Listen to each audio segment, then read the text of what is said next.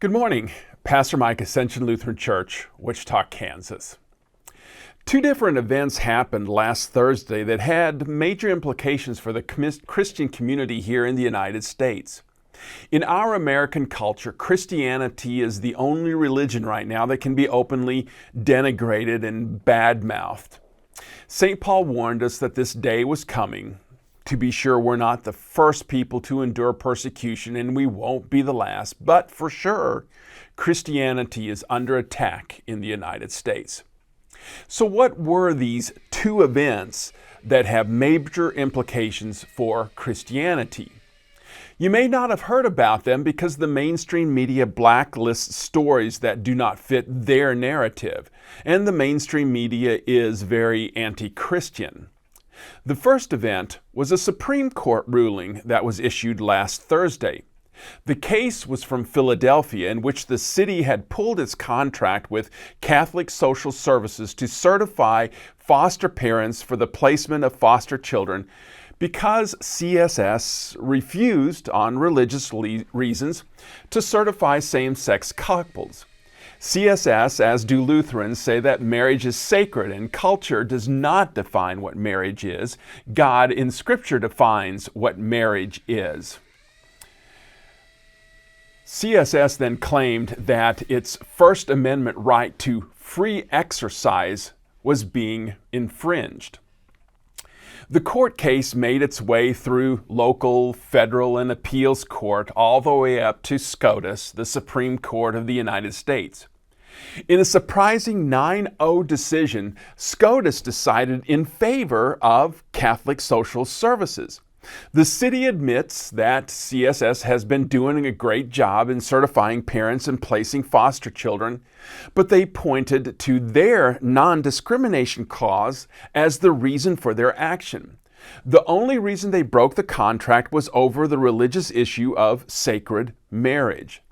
The lawyers for the city argued, and note this because this is how government bureaucrats think, that the government has a greater power and leeway when it comes to the application of the First Amendment. In other words, government, because it is government, doesn't have to follow the Bill of Rights. It can discriminate to prevent what it sees as discrimination in other areas. And we're seeing this argument used in other areas such as race. We need to be racist in order to address racism. Read it for yourself in the opinion released last Thursday. The Supreme Court justices ruled that the city violated the free exercise clause of the First Amendment. The city was ordered to restore the contract. What is surprising is the 9-0 decision. Most pundits believe Kagan, Sotomayor, Breyer, and Roberts would side with the city. This is a win for religious freedom, for now, and I believe will have implications for the Colorado cake baker case that is working its way up to SCOTUS as well.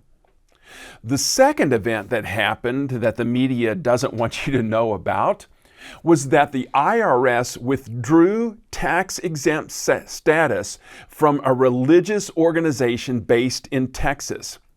Its statement, which I think will come back to bite them, the IRS said that since the religious group supports mostly Republican candidates and policies, it is not an educational PAC and thus cannot claim tax-exempt status. The group's founder said that she would for sure litigate this decision in the court. But this is the first case where a religious group was denied or pulled tax-exempt status based on who they mostly support politically.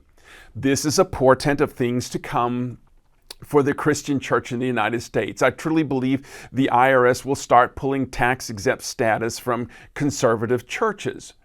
The reason I think this will come back to bite them is that it opens the door for suits against churches and groups that mostly support Democrat candidates and policies. That is, if we have equal application under the law left in the United States.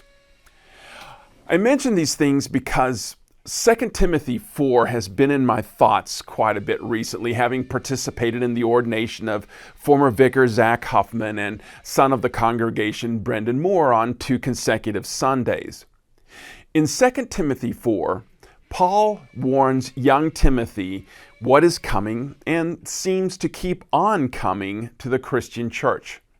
St. Paul says, "For the time will come when men will not put up with sound doctrine. Instead, to suit their own desires, and desires, not truth or goodness, seem to rule our culture today, they will gather around them a great number of teachers to say," and here's the key, "what their itching ears want to hear."